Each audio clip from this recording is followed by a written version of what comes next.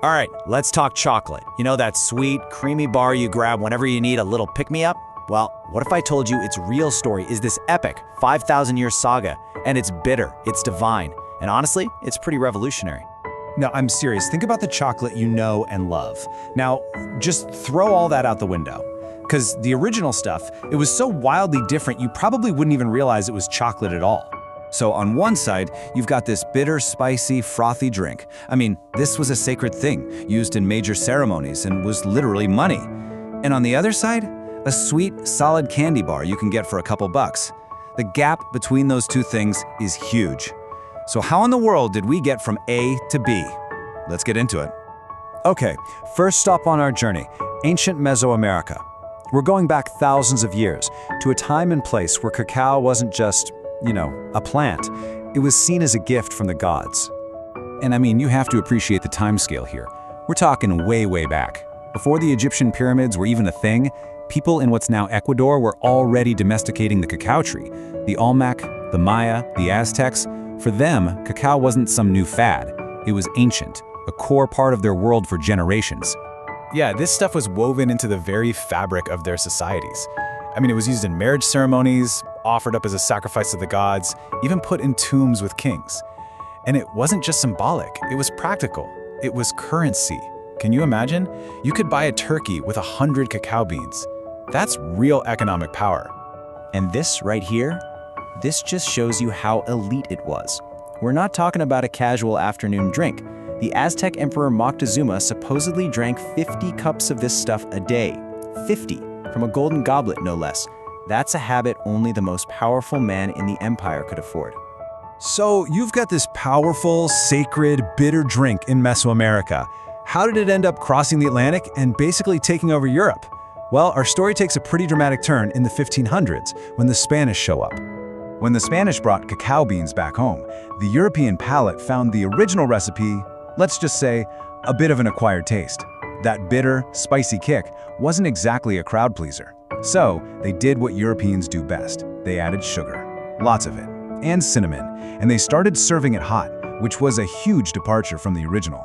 And bam, just like that, it became an obsession.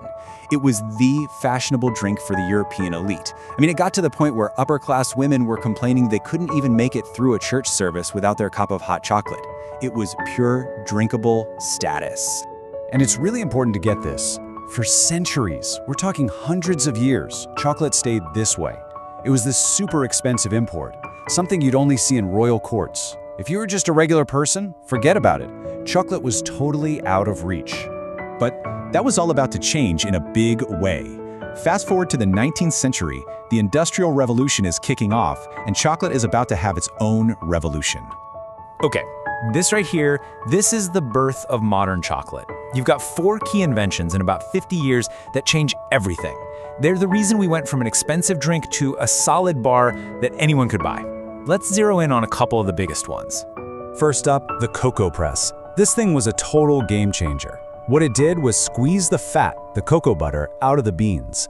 What you're left with is a dry cake you can grind into cocoa powder. Suddenly, chocolate is way cheaper to produce, and for the first time ever, you have the building blocks to create a solid chocolate bar. Next up, conching.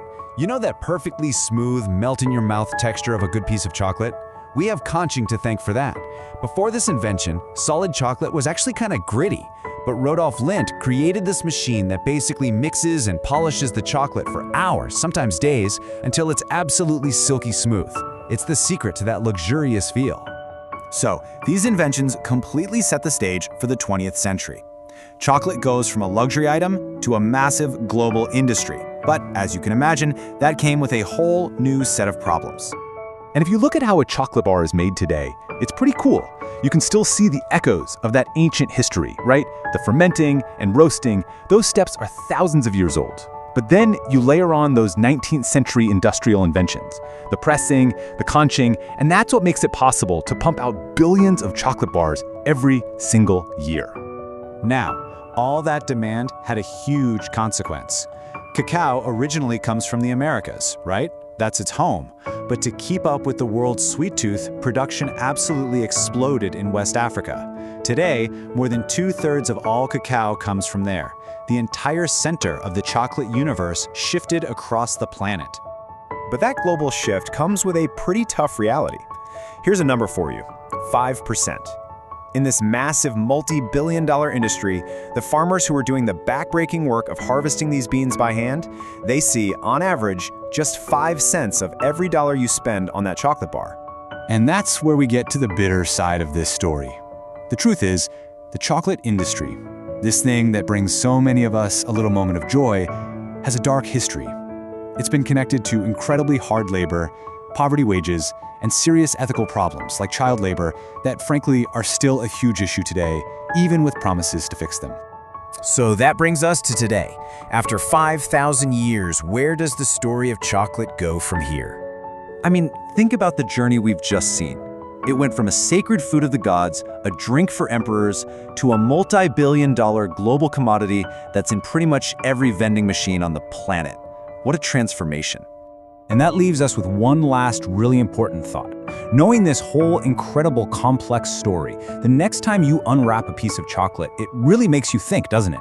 Can we figure out how to create a future for chocolate that is as fair and as good for everyone as it tastes to us?